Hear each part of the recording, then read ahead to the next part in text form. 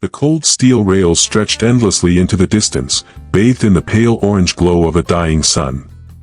His shoes were on the edge, toes nearly touching the space where nothingness awaited. Trains didn't care. Trains didn't stop for sorrow. And neither did time. Michael Lancaster stood frozen, his silhouette tall and trembling, coat flapping in the wind like a man caught between life and everything that no longer mattered. The city behind him hummed with indifferent life. No one noticed. No one saw him. Except for her. A girl. Thin, wrapped in layers of clothes that didn't quite fit, barefoot despite the December cold. She didn't shout. Didn't panic. Just walked forward, slowly, carefully, as if she'd seen this scene before. And maybe she had. "You dropped something," she said. Michael didn't turn. Didn't respond. She stepped closer, eyes soft and serious. In her hand was a single crumpled photograph. It fluttered slightly in the wind. "Isn't that your mother?" The sentence sliced through him. He turned his head, just slightly. Enough to see the image, a woman in a white blouse, laughing beneath an autumn tree. His throat closed. "Where did you get that?" "Trash can. 5th and Montgomery." It looked important. She placed it gently on the rail next to him and stepped back. Her fingers were red from the cold. Her hair matted beneath a gray hoodie. Michael blinked. The weight of the air around him shifted. "What do you want?" She didn't flinch. Not to be the person who walked away. "That's all." And then she walked off. No plea. No dramatic gasp. Just silence. Michael remained there for several more minutes. Trains roared somewhere in the far distance. But they didn't come. Not yet. He picked up the photograph. His hands shook. Then, slowly, he stepped back from the edge. Later that night, in a quiet diner 2 blocks away, he watched through the frosted window as the same girl huddled on a bench outside, eating from a paper bag. Something about her posture, still, grateful, like a child who had learned never to expect too much, struck him harder than any therapist ever could. The waitress asked if he was ready to order. He wasn't. Not really. "Who is she?" he asked. "The girl outside." The waitress peered through the glass. "No idea. Been around a few weeks now. Doesn't talk to many. Polite though. Never begs. Just sort of, exists." Michael nodded. And just like that, everything began to unravel. He didn't return to the office that week. Let calls go unanswered. His assistant, Margaret, sent frantic texts. But Michael was chasing something else now. Not the girl, exactly. But the version of himself he might have been, had someone once stopped for him. The memory came in waves. His mother's laugh. The way his father used to smooth his hair back and call him champ. Before the cancer. Before the empty rooms. Before the trust funds and sterile offices. He found himself walking the streets, retracing her path. The alley she slipped into. The shelter she might use. No answers. Only questions that cut deeper the longer they remained. Then one night, by the old church steps, he saw her again. She was sitting with a small boy, maybe 6 or 7, both of them sharing a cup of instant noodles like it was a feast. Michael watched from the shadows, breath fogging in the cold. The boy looked up and smiled. His eyes were a shade too familiar. Michael's heart stopped. And in that moment, he realized he hadn't stepped off the tracks that day to save himself. He'd stepped back because of her. Because of a sentence. Because someone finally saw him. And now, he needed to see her too. He took a step forward. The story hadn't even begun yet. 6 years earlier, Michael Carrington didn't yet look like a man on the verge of collapse. His tailored suit still clung flawlessly to his broad shoulders, his stride had certainty, and his voice, the one investors leaned into, carried just enough weight to hush a boardroom. Back then, people didn't whisper about how he looked when he thought no one was watching. They hadn't noticed the way his hand would drift toward the side of his neck when the conference room grew too quiet, as though he were checking for something that had once been there. Because back then, it hadn't happened yet. Not the night at the station. Not the voice that undid him in a single sentence. Not the memory that wouldn't let him go. It was fall when their paths first crossed, and the city was shedding its leaves like regrets that couldn't cling to the branches anymore. Michael wasn't supposed to be in that part of town. His driver had called in sick, the Bentley refused to start, and he, irritated, late, unreasonably dressed for wind and rust, had decided to walk 3 blocks from the old warehouse he toured for potential redevelopment. It was a fluke, he would later think. A trick of timing and bad luck that sent him to that broken street corner just as the light turned red and he had to stop. She was sitting on the curb. At first, he didn't see her. Just a bundle of gray clothes, a shock of hair too long to be neat, and beside her, a small paper cup with 2 crumpled bills pressed inside like reluctant confessions. She was sketching something, not begging. Her knees were drawn to her chest, and her elbows rested on them like she was trying to hold herself in. A few more steps and he might have passed her entirely. But the wind picked up, and the paper she had been sketching on flew free, twisting through the air before slapping wetly against his chest. He peeled it off and turned it over. A portrait. His face. Not exactly, but enough of it. Sharp eyes, the line of his jaw, even the shallow scar beneath his right ear from the time he'd been thrown into a swimming pool and hit the tiled edge. It wasn't perfect, but it was unmistakable. She stood up abruptly, her cheeks flushing. "I'm sorry," she said. "I didn't mean, it was just practice. I draw people. Sometimes I imagine who they used to be." Michael didn't speak at first. He just looked at her, this girl no older than 20, maybe, in clothes that hung from her like forgotten promises. "Where did you see me?" he asked, genuinely puzzled. She shrugged. "I didn't. I just saw your face in my head. Maybe from a news clip or something. I didn't think you were real." "I am. I see that now." He should have handed it back and walked away. That's what a man like him would have done, what he had done, 100 times, when people asked for change, time, attention. But something about her didn't let go of him.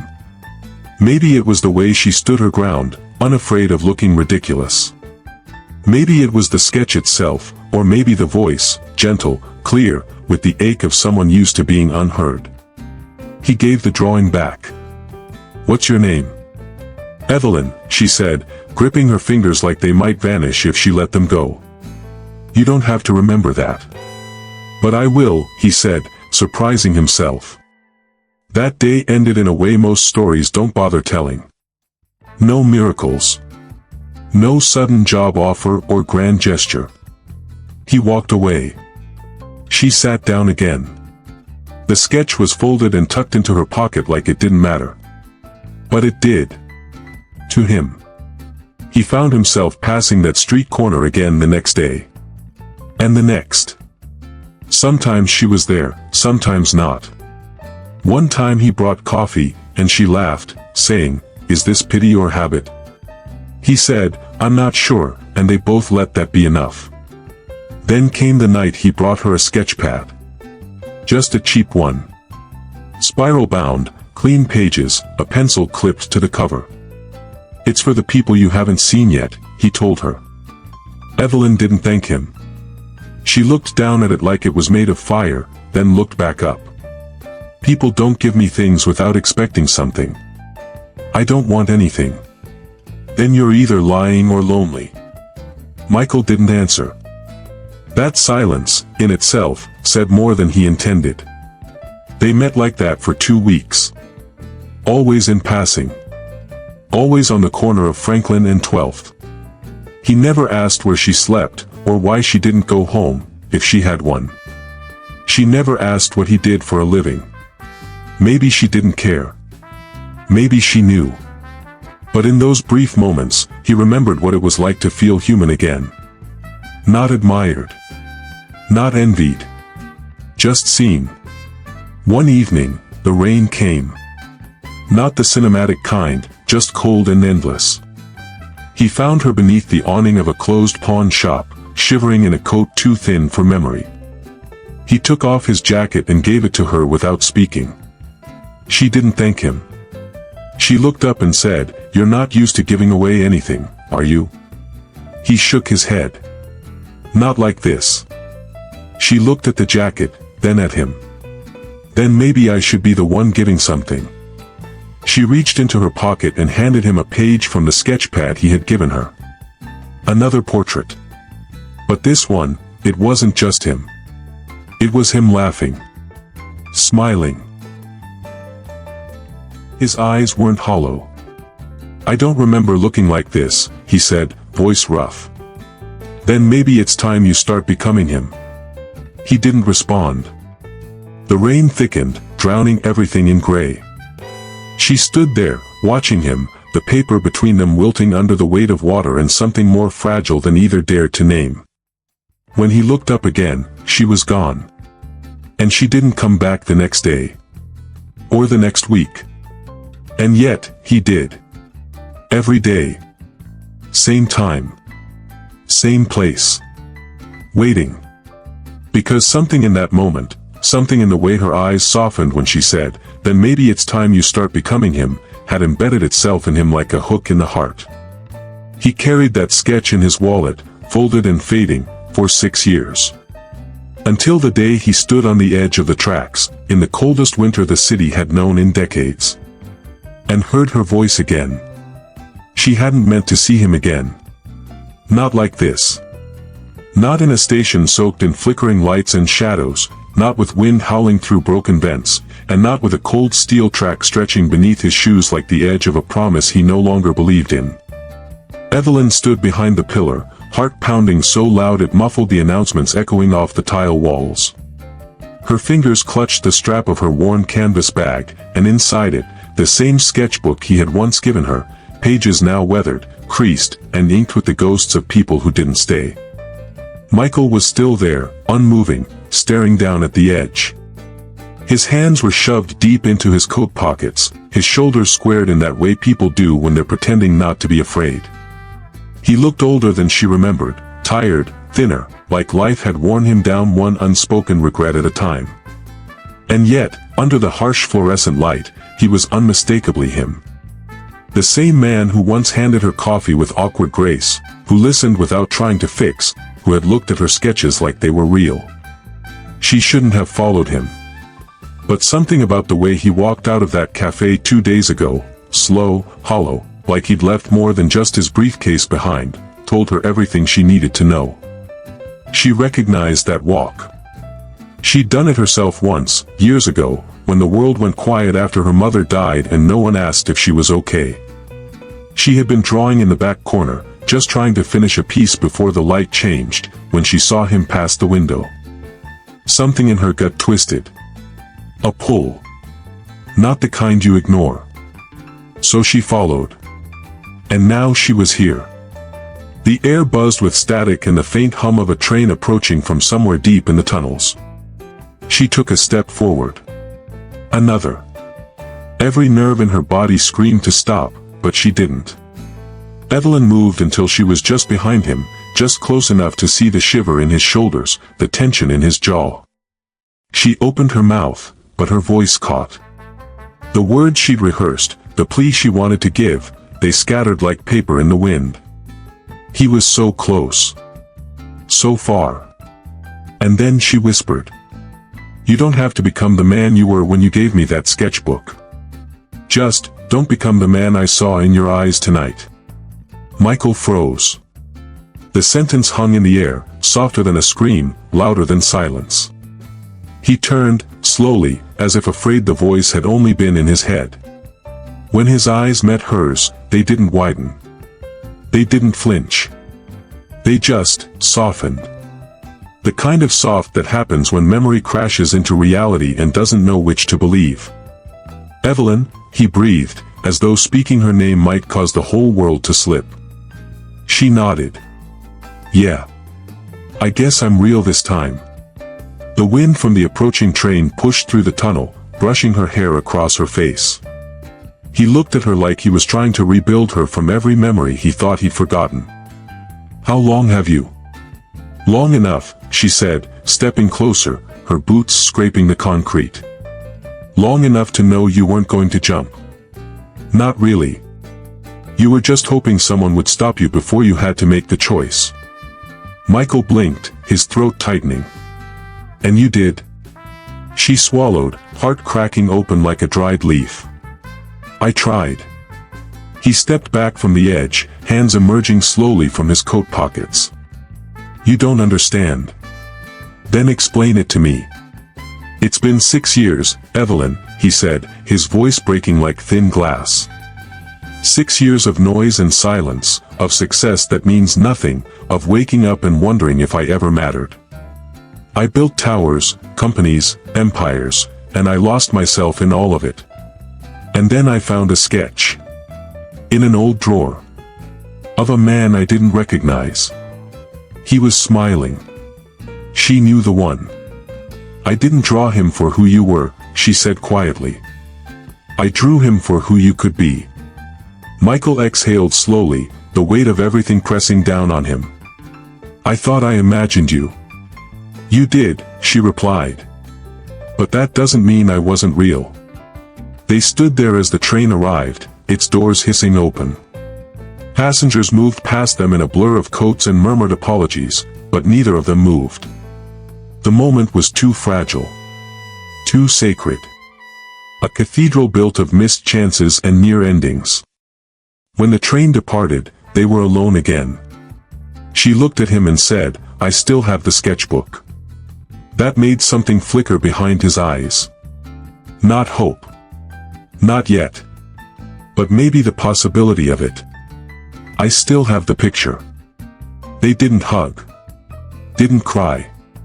Just stood there, two people tethered by something more invisible than fate and stronger than explanation.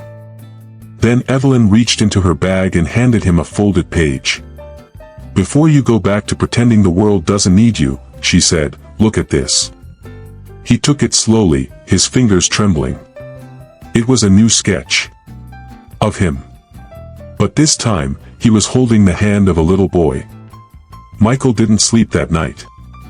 Not even when the city fell quiet and the skyline outside his penthouse windows faded into darkness. Not even when the automated lights in his hallway dimmed to signal bedtime, or when his expensive mattress adjusted automatically to cradle his back.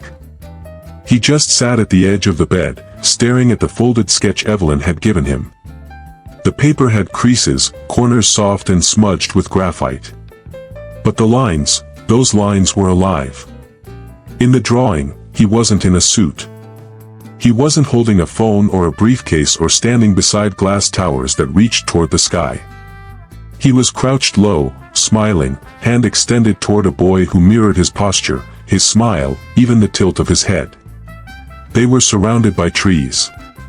A park bench in the background. Ordinary things. Real things. It was the first image of himself that didn't look hollow.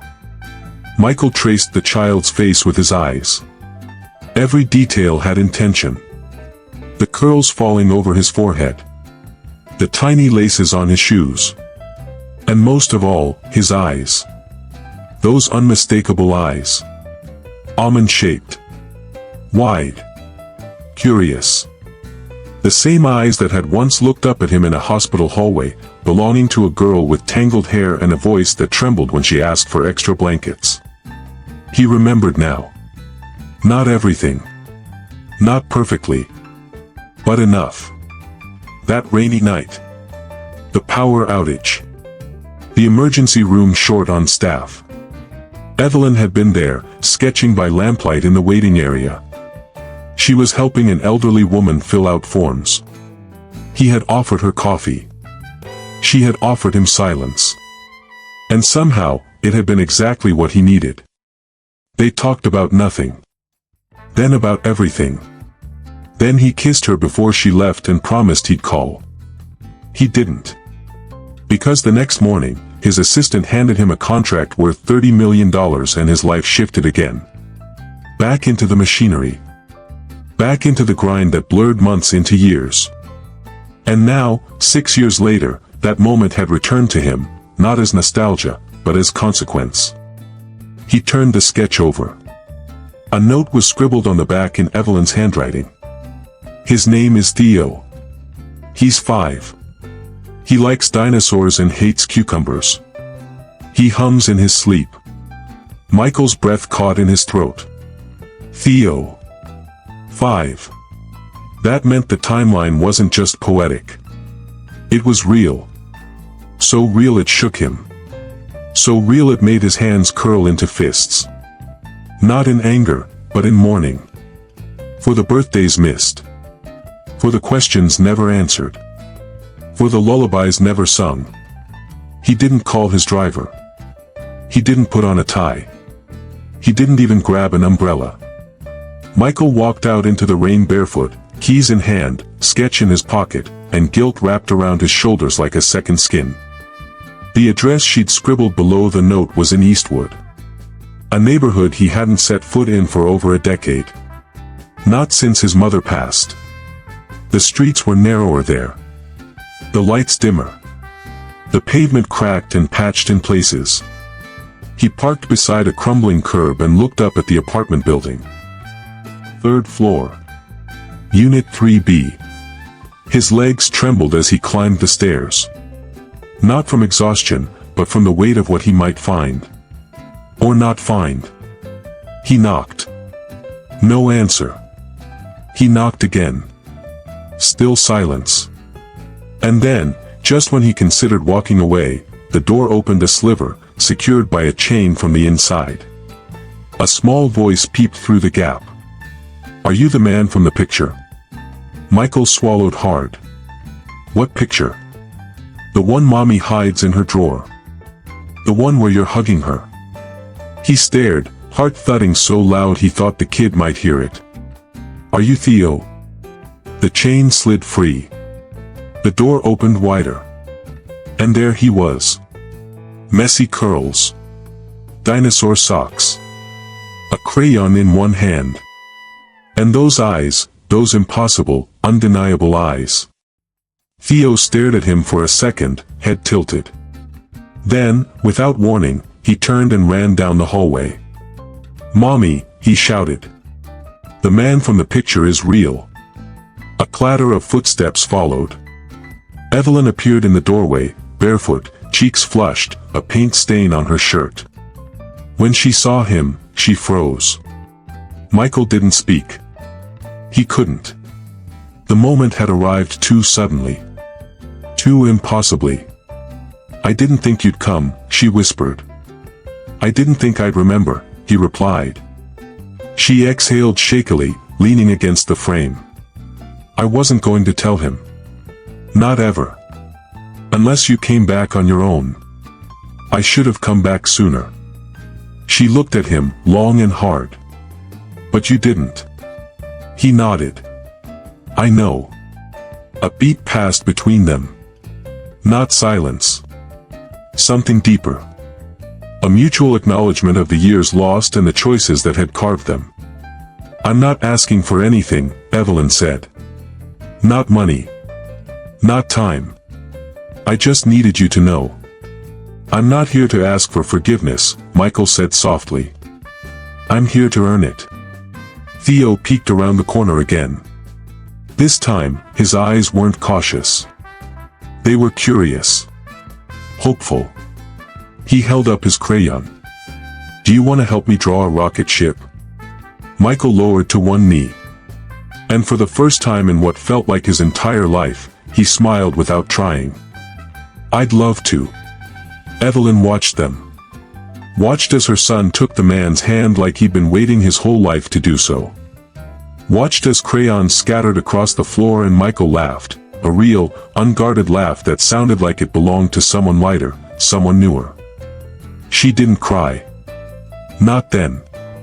But when Michael glanced up at her, eyes shimmering with a quiet promise, she felt something in her chest loosen. Something she thought had broken forever. She stepped into the room, closed the door behind her. And for the first time in years, the storm outside no longer felt like the end of something. It felt like a beginning. The apartment was small. The kind of small that creaked with every step and held the scent of old wood, lavender detergent, and something sweet Evelyn must have baked earlier. It wasn't the space that stunned Michael, it was how alive it felt. Every corner held a story. A crayon-drawn mural covered the fridge. Socks were tucked into shoes near the door, mismatched but neatly placed. A plush dinosaur sat proudly atop the couch, missing an eye but not its charm. And in the middle of it all, Theo. He was sitting cross-legged on the living room floor, tongue between his teeth in focus, sketching out a rocket ship with fierce determination. His hand moved with that same rhythm Evelyn's had in the drawing Michael now carried everywhere like a lifeline. Crayons spilled around him like confetti. Michael crouched beside him slowly, careful not to startle. Red or blue for the flames? Theo asked, not looking up. Michael blinked. Red's classic. But blue's faster. Theo grinned, the kind of grin that lit up every wall around it. That's what I thought, too. Evelyn stood by the kitchen sink, drying her hands, not saying much. Watching. Waiting. Maybe bracing. He couldn't blame her. 6 years was too long to walk back with one knock on the door. Still, he tried. He sat with Theo.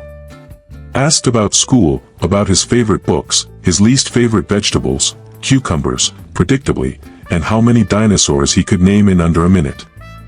The kid was a storm of energy and curiosity. Every answer carried the weight of someone who'd had to grow up just a little too fast. But he still laughed. Loud and unfiltered. It caught Michael off guard, how much that laugh felt like a second chance. Later, when Theo had tired out and curled up in a blanket on the couch, clutching a half-drawn spaceship, Michael stood. Evelyn walked him to the door. They didn't rush. How long did it take you to draw that? He asked, gesturing to the sketch in his pocket. She looked down. 3 hours. But 5 years of remembering. He swallowed. I should have looked for you. You didn't know what you were looking for, she said gently. And I didn't make it easy. There it was again, her ability to meet truth head-on without bitterness. It undid him more than blame ever could. Michael leaned against the frame. Do you hate me? She hesitated. No. But I hated the silence. I hated not knowing if you ever thought about us. I did, he said. I just buried it under work. Under excuses. Evelyn crossed her arms. I didn't expect you to come back because of a drawing. I sent it because I needed to let it go. You're not the only one, he said softly. She looked away. He deserves better than just this moment. I know. And I don't need you to fix anything. I know that too. He paused. But can I show up? His voice cracked, just barely. Can I try to be part of whatever's next, even if it's just one step at a time? For a moment, she didn't speak. Then she reached into the bowl beside the door and pulled out a key. Not to the apartment. To the mailbox downstairs. He's been drawing something new every day, she said. If you want, I can start leaving one for you each week. Michael took the key as if it weighed more than gold. He looked at her, not just her eyes, but the tired lines that hadn't been there before, the strength she'd carried alone, the love she'd nurtured in silence. I missed too much, he murmured. Evelyn tilted her head. Then stopped missing. They didn't hug. There was no grand music, no choreographed reconciliation. But something shifted. Something steady and unspoken passed between them like a fragile agreement. This wasn't an ending. And it wasn't quite a beginning. But it was real. Michael stepped out into the hallway. The rain had stopped. The city sounded softer somehow. Before the door closed behind him, he turned. "You named him Theo. Why?" Evelyn smiled faintly. "Because it means, gift from God. And no matter how he came to be, he's been that, every single day." Michael walked down the stairs like someone carrying glass in his chest. Outside, he didn't call a car. He walked. And with every step, he pictured the boy sleeping under a blue blanket with crayon marks on his fingers and dreams of space in his head. He didn't know what tomorrow would look like. But he knew one thing. He would be there. Michael hadn't slept. Not really. He'd closed his eyes, sure, but instead of rest, he'd replayed every flicker of Evelyn's expression, every word she didn't say. The curve of her voice when she spoke Theo's name. The way her shoulders never fully relaxed, even when she smiled. And that mailbox key, it pressed into his palm through the night, as if trying to brand itself into his skin. A quiet promise, a fragile tether back to a life he once forfeited without even realizing. The next morning, he arrived at the office earlier than usual. The glass walls, the polished floors, the silence, it all felt sharper, colder. He'd built this empire floor by floor, decision by ruthless decision. But now, it felt hollow. Like a monument to someone he no longer admired. He sat at his desk. Opened the drawer where he'd tossed the sketch. Unfolded it with trembling hands. The detail struck him again, not just the face of a man that looked too much like him, but the way the child had drawn the hand gripping his. Big. Steady. Present. A father's hand, in every sense he hadn't been. His assistant knocked. "Sir, there's someone here to see you. Says she's with the Community Education Board. Evelyn Moore." Michael's breath caught. "Send her in." He stood as the door opened and Evelyn stepped inside, wearing a simple navy blouse, jeans, and that expression she wore like armor. She didn't meet his eyes right away. Instead, she set a folder on his desk and took the seat across from him, keeping her bag on her lap like a shield. "I'm not here for you," she said plainly. "I'm here for Theo." "I know," he said quietly. "But I'm glad you came." Evelyn opened the folder. "Your office applied to fund a scholarship initiative for low-income students in the city. We've shortlisted applicants. Theo's school is part of the pilot program. That's the only reason I agreed to come." Michael tried to focus on the words, but all he could hear was the way she said Theo's name. Like a melody wrapped in protection. "I want to sponsor more than that," he said. She didn't flinch. "Of course you do. But money isn't the solution you think it is." "I'm not offering money," he said. "I'm offering presence. I want to be there." Evelyn closed the folder. "And what happens when you change your mind? When the next acquisition takes you overseas? When you forget again?" Michael leaned forward, elbows on his desk. "That night, 6 years ago. I should have stayed. You didn't. I know." The silence between them stretched. Unforgiving. But within it, something softer stirred. A shared understanding that neither of them were the same people anymore. "I watched him fall asleep last night," Michael said. "And I realized, I've never seen someone sleep like that. So sure the world wouldn't hurt them in their dreams." Evelyn looked down. "You gave him that," he continued. "You gave him a safe world. And I wasn't there to help build it. But I want to protect it now. Even if from the outside." She finally met his gaze. Her eyes were tired. Fierce. Still full of something he couldn't name. "You said you want to be present," she said. "Then start with something small. Anything." Evelyn reached into her bag and pulled out a spiral-bound notebook. She flipped to a page covered in child's handwriting and a messy blue crayon drawing. "He has a school play next week," she said. "He's a tree. One of many. He's been practicing his line for days. Michael took the notebook like it was sacred.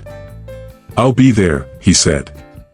He might not even notice, she warned. I don't care. I will. She nodded once. Stood. Her fingers brushed the doorknob before she paused. I didn't come here expecting you to say the right things. I came because I needed to see if you even remembered how to listen. And she turned back. You're learning. When the door clicked shut behind her, Michael slumped in his chair. Not in defeat, but in something closer to reverence. Like someone realizing for the first time that salvation didn't look like a merger or a milestone, it looked like showing up for a 6-year-old dressed as a tree. The school auditorium smelled like sweat, paint, and cardboard. Folding chairs lined the floor. The stage was modest, glued stars, construction paper trees, a makeshift moon dangling above like it might fall any second. Michael stood in the back, out of the way. He wore jeans. No tie. It was the first time in 15 years he'd felt underdressed and exactly right at the same time. He watched as a group of first graders shuffled onto the stage. Theo was third from the left. Wearing a costume of green felt leaves that kept slipping over his eyes. He looked out at the crowd, nervous, scanning faces. Then, his gaze paused. Michael didn't wave. Didn't call out. But he nodded, just once. And Theo smiled. Not the grin of a child being cheered, but something deeper. Like he'd found a landmark in a strange city. When it was his turn to speak, Theo stepped forward and shouted his single line like it was a battle cry. I am the tree of hope. The crowd laughed. Clapped. But Michael stood frozen. Tree of hope. God, what had Evelyn been teaching this boy? Afterward, in the hall, Theo rushed into Evelyn's arms. She crouched to hug him tight, kissing his hair. Michael waited at a distance. Theo pulled back and looked up. Did he see me? Evelyn glanced at Michael, then back at her son. Why don't you ask him yourself? Theo turned. Michael took a step closer, his heart thundering. You did amazing, he said.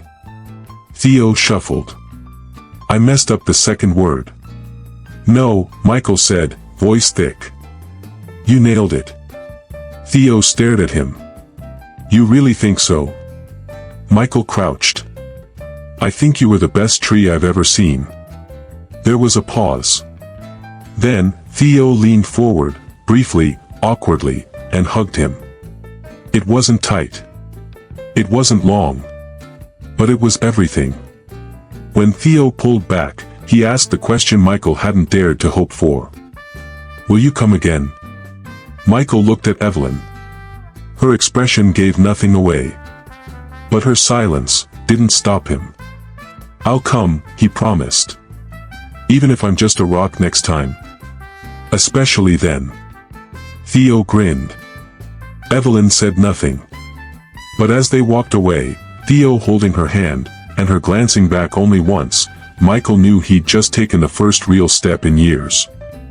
Not toward redemption. But toward something far harder to earn. Trust. Michael didn't sleep again that night. But this time, it wasn't torment that kept him awake. It was possibility. He lay on the couch in his living room, eyes tracing the lines in the ceiling, the echo of Theo's voice still fluttering in his chest. I am the tree of hope. A line written for a child's play, yet somehow it cracked open something he didn't even know was still buried. Morning came slow, gray light bleeding through the glass. The city below was already awake, humming with its usual indifference. But something inside him was shifting, inch by inch, like an old clock learning to tick again. He showered, dressed, grabbed the same coat he'd worn the night before. Not the $1,000 one. The old one, the one with frayed lining near the cuffs. And without telling his assistant, without calling ahead, he took the subway to a place he hadn't been in over 6 years. The community bakery still sat at the corner of Harlow and Fifth, its awning slightly faded, window full of fog. He pushed the door open and was greeted by the scent of cinnamon and old wood. A woman behind the counter looked up, startled, and blinked at him. He must have looked out of place. He usually did in places like this. But before he could explain, an older voice from the back room called out. "Is that Michael Lancaster?" He froze. His last name never got used here. Not 6 years ago. Not ever. The voice came closer. A tall, weathered man in a blue apron stepped out, drying his hands. "Well, I'll be. The prodigal suit returns." Michael offered a tired smile. "Hey, Carl." Carl removed his glasses and squinted at him. "I thought you were dead. Or worse, corporate forever." "I was," Michael said quietly. "Both, probably." Carl gestured toward the small table near the window. "Sit. You want the usual?" "I don't even remember what that was." Carl chuckled and disappeared for a moment. When he returned, he carried 2 mugs and a pastry on a chipped plate. Michael took a sip. Too much sugar. Too hot. But exactly right. They sat in silence for a minute. Then Carl sighed. "So, why now?" Michael didn't know how to answer. "I saw her." Carl nodded, like he'd expected that.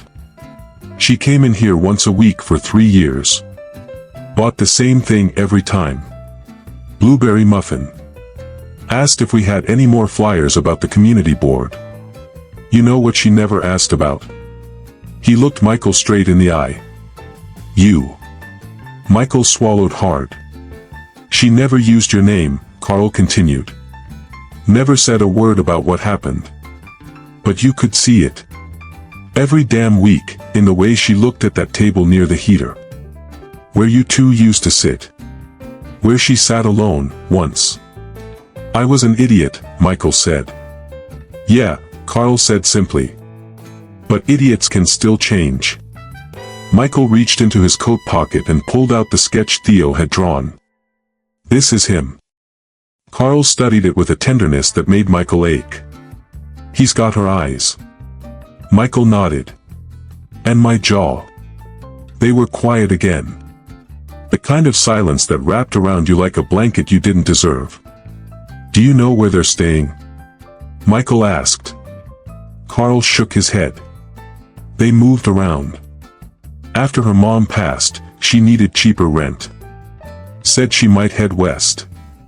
Didn't want the boy to grow up thinking life was just about getting by." Michael folded the sketch again, carefully. "If you hear from her, I'll tell her you came. But I won't give her your number unless she asks. You burned that bridge, Mike. You'll have to build a new one from scratch." "I know." Michael left the bakery with the cold wind cutting across his face. But it didn't sting like it used to. Not in the same way. Later that afternoon, back at the office, his assistant slipped into his room with a hesitant look. "Sir, you have a visitor." Michael raised an eyebrow. She didn't give her name. Just said she needed 5 minutes. She's holding a book bag. His pulse spiked. "Let her in." The door opened. It wasn't Evelyn. It was a girl, maybe 17. Dark hair pulled back in a tight ponytail. Oversized sweater. She looked nervous, like someone had sent her on an errand she didn't fully understand. "You're Michael Lancaster?" she asked. "I am." She fished a folded note from her bag and placed it on his desk. "She told me to give you this. Said you'd understand." "Who?" he asked. The girl hesitated. She didn't say. But she smiled when she handed it to me. Like she hadn't smiled in a long time. Michael unfolded the note. 4 words. "You didn't forget him." His throat closed up. He stood too quickly, heart racing. "Wait, where did she go?" But the girl was already backing away, nervous. "I don't know." She just said, to give that to you and leave. I'm sorry. She left as quickly as she came. Michael stared at the note. The handwriting, familiar, slanted, rushed like she always wrote when anxious. You didn't forget him. He turned it over. There, scribbled in the corner, was a return address. Nothing more. He didn't recognize the street. But he would. He grabbed his coat, grabbed his keys. And for the first time since the train platform, since the moment a girl's voice said one sentence that pulled him back from the brink, Michael Lancaster moved forward, not because he was being chased by guilt, but because he was being pulled by something stronger. Hope. The cab ride felt longer than it was. The traffic lights blurred past in streaks of red and gold, but Michael barely registered them. The crumpled piece of paper with the address stayed clenched in his hand, damp with sweat, the ink bleeding slightly at the corners. His heart beat in strange patterns, like it didn't know whether to brace itself or let go. The address led to a modest two-story house on the edge of a quiet neighborhood. Paint peeled from the window frames. A plastic tricycle lay tipped on the porch, one wheel spinning lazily.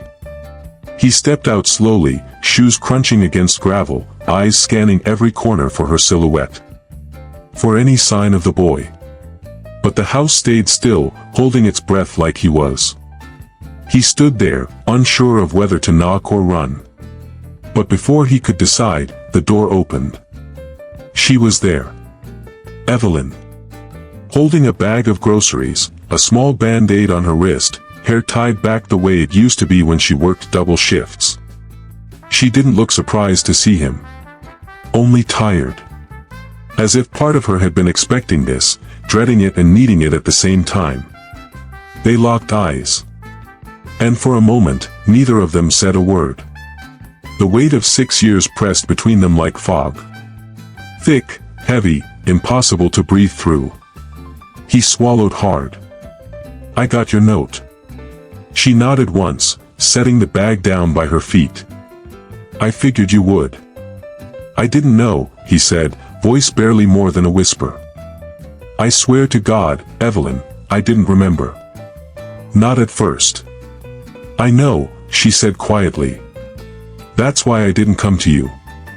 I wasn't sure what would hurt more, being forgotten or being remembered too late. A small rustle behind her. Then Theo peeked from the hallway, holding a toy robot. He stared at Michael with wide, curious eyes. That's him? Michael asked, even though the answer pulsed through every vein in his body. Evelyn nodded again. His name is Theo. Short for Theodore. I named him after someone I read in a book. It means, gift from God. Michael took a step forward, then stopped. Can I don't know if I have the right to ask. But can I meet him? Evelyn studied him. Not the suit. Not the carefully rehearsed expression. She looked past all of it. Into the man who'd once stood in the rain holding her hand, promising her a world they never got to live. Then she called out softly. Theo, come here. The boy shuffled closer, shy but unafraid. Evelyn knelt beside him. This is someone Mommy used to know a long time ago. Michael bent down to the boy's level. Hey there. Theo tilted his head. Are you the man from the bakery? Michael blinked. You saw me there. Theo nodded solemnly. You were sad. But you smiled at Mr. Carl. Michael let out a breath that sounded almost like a laugh. Yeah. That was me. Theo's eyes dropped to Michael's wristwatch.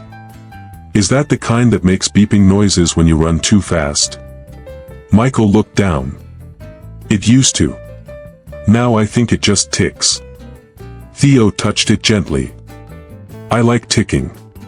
It means it's still going. Michael felt something in his chest crack open. Not pain. Not quite. More like a thaw. A slow, searing awareness that this little boy, with his wild curls and observant eyes, had inherited more than just the shape of his mouth. He had inherited the quiet strength of a heart that still hoped, despite everything. Evelyn stood back up. "Do you want to come inside?" He did. God, he did. But his feet felt cemented to the ground. I don't even know where to start. She glanced at Theo. "We'll start with juice boxes and questions he's been saving for 6 years." They went inside. The living room was small but warm, filled with things that looked lived in.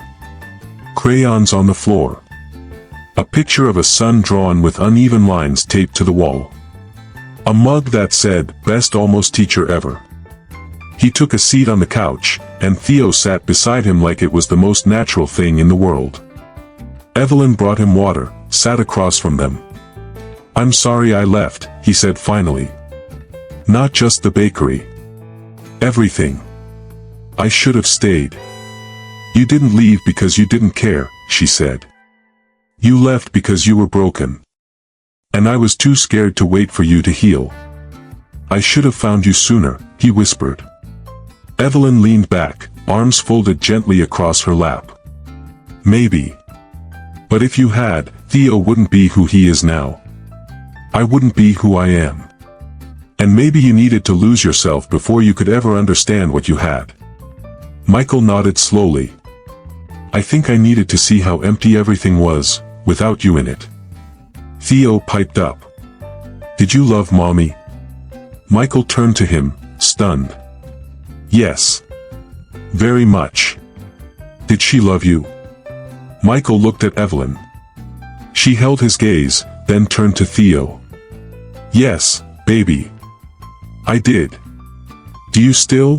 the boy asked, so simply, like asking about the weather. Evelyn smiled softly. "Some love doesn't stop. It just changes shape." Michael exhaled, overcome by 100 emotions trying to crash through the same doorway. "Can I be a part of his life?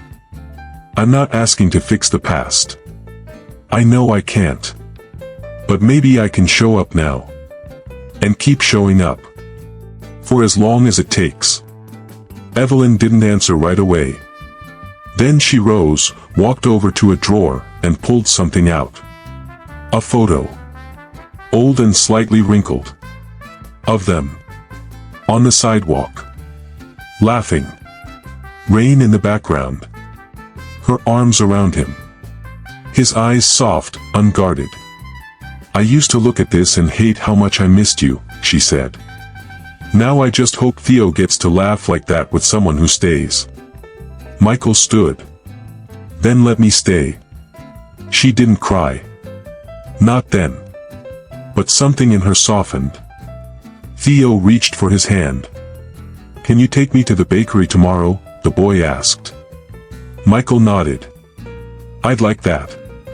Evelyn watched them for a long time. Then she said quietly, "You can come back tomorrow. But only if you bring cinnamon rolls." Michael smiled. "Deal." And for the first time in what felt like 100 lifetimes, the silence between them wasn't made of regret. It was made of beginning. The scent of cinnamon still lingered on his coat long after he left her house. Michael stood alone in the underground parking garage, keys in hand, but his body had no will to move. The concrete walls echoed every footstep, every whisper of his thoughts. He sat behind the wheel, staring ahead, unmoving. The world outside continued as if nothing had shifted. But for him, everything had. He didn't drive home. He didn't even know where home was anymore. Not the penthouse apartment that overlooked the skyline, not the hotel suites he floated between during business trips. None of those places carried the weight of a child's gaze or the tremble in Evelyn's voice when she said, "Some love doesn't stop. It just changes shape." He ended up back at the old office, the one he barely used anymore. The one he had kept simply because it still smelled like ink and rain and the long nights when he used to dream instead of just calculate. The city hummed below him. He removed his coat, folded it carefully over the back of a chair, and let the darkness settle around him. A photo sat on the corner of the desk. Not Evelyn. Not Theo. But him. Years ago. Standing with a glass of wine, flanked by investors, pretending to smile. He turned it face down. He walked over to the bookshelf, pulled out an old leather-bound journal he hadn't touched in years. Inside were scribbles from a younger version of himself. Ideas. Quotes. Hopes. One page stood out. A single line. If you ever forget why you started, find the person who made you begin. He closed the journal, pressing it to his chest like a prayer he didn't know how to say. He had started all of this to prove something, to himself, to his father, to the universe. That he was capable. That he could build an empire from nothing. But what good was an empire if it crumbled in silence, while his own child lived without a father? What was all the noise for, if the one voice that called him daddy had never been heard? He picked up his phone and dialed. Not Evelyn. Not yet. He wasn't ready. But someone else. Someone who could help him take the first step. The call rang twice. Mr. Lancaster, the voice on the other end said, surprised. It's almost midnight, sir. Is everything all right? No, Michael said. And that's why I need you. I want the foundation to be reopened. Effective immediately. There was a long pause. The Children's Foundation. But we halted all operations last year. I know. I stopped it. That was a mistake. We're going to restart everything. But this time, quietly. I don't want press. I want impact. Yes, sir. Of course. What's the priority? Single-parent support, he said, voice firmer now. Housing. Education. And daycare services. Under Evelyn's name. There was another pause. Who's Evelyn? Just someone I should have remembered a long time ago, he said. He hung up and leaned back, the leather chair creaking beneath his weight. He closed his eyes, trying to imagine what Theo's first day of school looked like. What his laugh sounded like when he saw cartoons. Whether he had a favorite color. Whether he cried at night, asking questions his mother couldn't answer. He had missed so much. Too much. But he wasn't going to miss another day. The next morning, he skipped the board meeting. He left the suit in the closet and put on jeans and an old jacket. The bakery was only 3 blocks from the apartment he used to live in back when he had nothing but a cheap mattress and too many ideas. He bought 2 cinnamon rolls and walked the neighborhood, retracing steps he hadn't taken in years. It led him, somehow, to the park. And there they were. Evelyn sat on a bench, her hands folded in her lap, staring off into the distance. Theo played near the swings, bundled in a hoodie 2 sizes too big. Michael approached slowly, unsure if he was intruding. But she saw him and didn't look away. She gave a nod, barely perceptible, but it was enough. He sat beside her, offering the paper bag. She took 1 cinnamon roll without a word, biting into it like it was a bridge across years. He watched Theo chase a squirrel and stumble, then pick himself up, brushing dirt off his pants like he'd done it 100 times. I saw your art, Michael said softly. The sun with 2 stick figures. Evelyn turned, curious. Where did you see that? Your living room wall, he said. I noticed everything yesterday. I just didn't know how to speak without falling apart. She looked down. He thinks every man with dark hair and nice shoes might be his father. Michael swallowed hard. Then maybe it's time I stop being a shadow. She didn't respond. But she didn't tell him to leave either. They sat in silence for a long while, watching Theo. Eventually, Michael spoke again. I filed the paperwork this morning. To reopen the foundation. Under your name. Every single mother that walks in there will know she's not forgotten.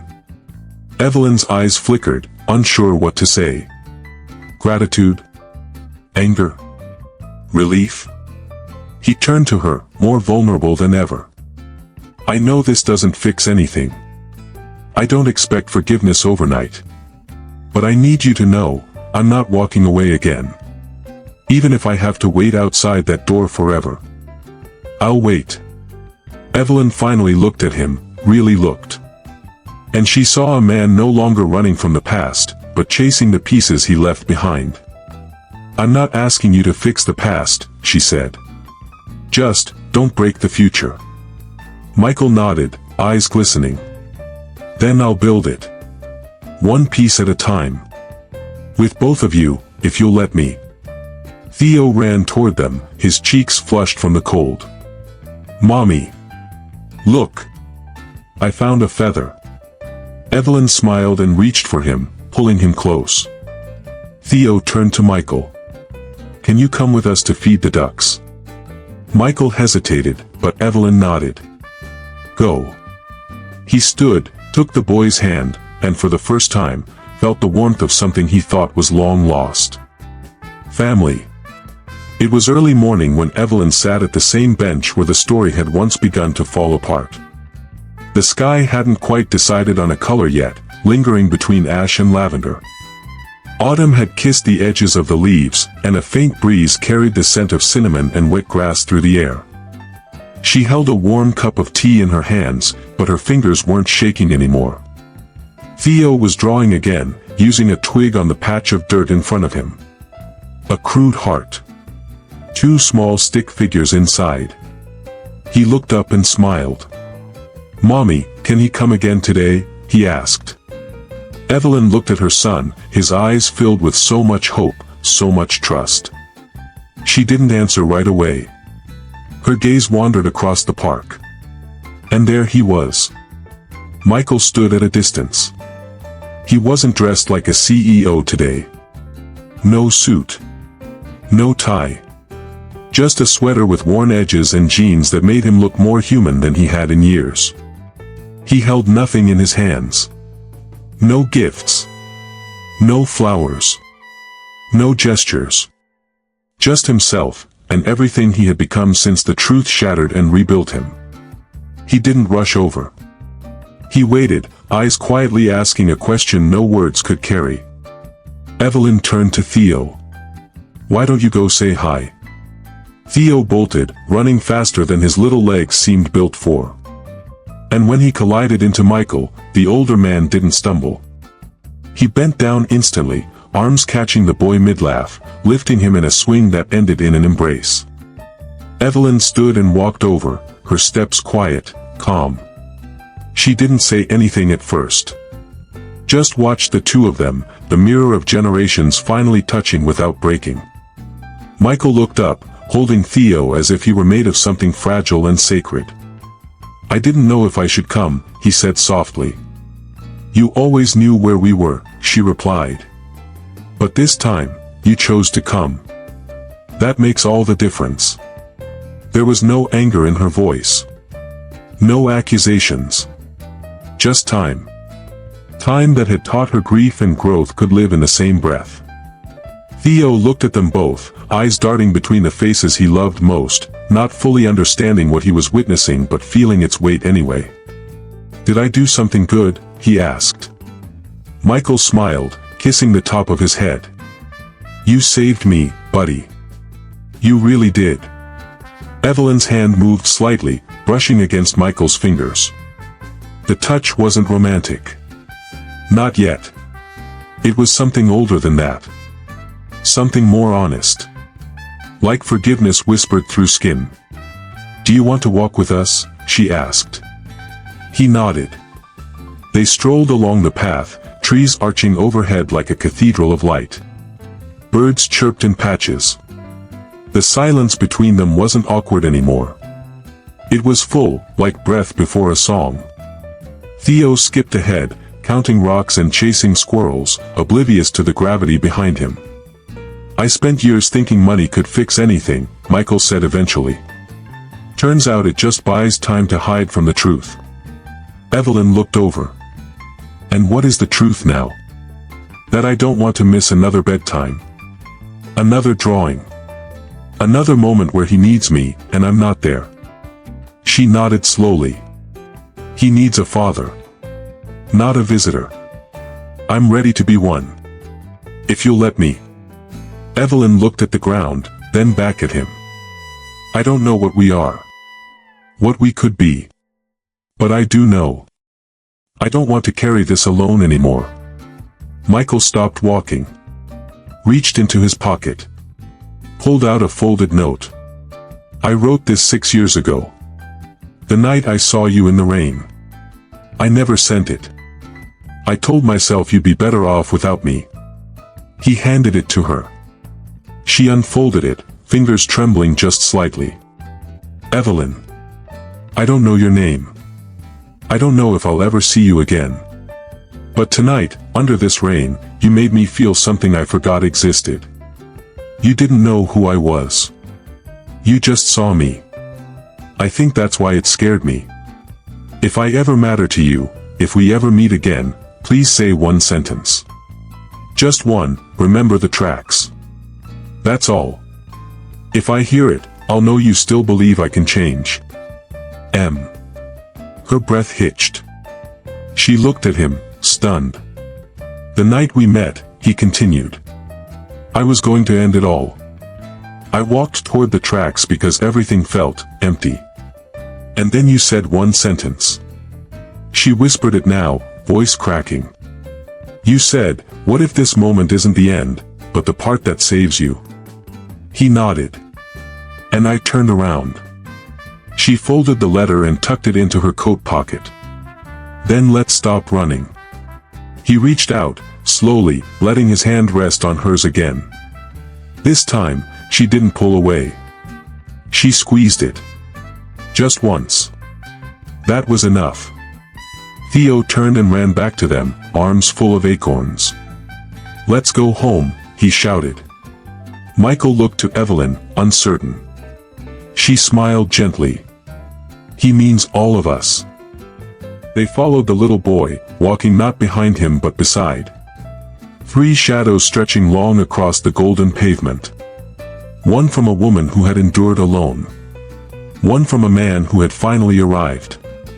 And one from the small miracle who never stopped believing they were meant to find their way back to each other. When they reached the corner, Michael stopped. There, taped to a light post, was a flyer from a children's foundation. Evelyn's name was at the bottom. And underneath it, the slogan he'd asked them to print in bold. Every child deserves to be seen. Every mother deserves to rest. Every story deserves a second beginning. Evelyn saw it too. Her eyes met his. You kept your promise, she said. I intend to keep everyone from now on. And as the sun finally broke through the morning haze, spilling gold across their path, they crossed the street together. Not as strangers, not as shadows, but as something whole, fragile, yes, but whole. A father, a mother, a child. A family. Not by perfection, but by choice. And sometimes, that's the most powerful redemption of all.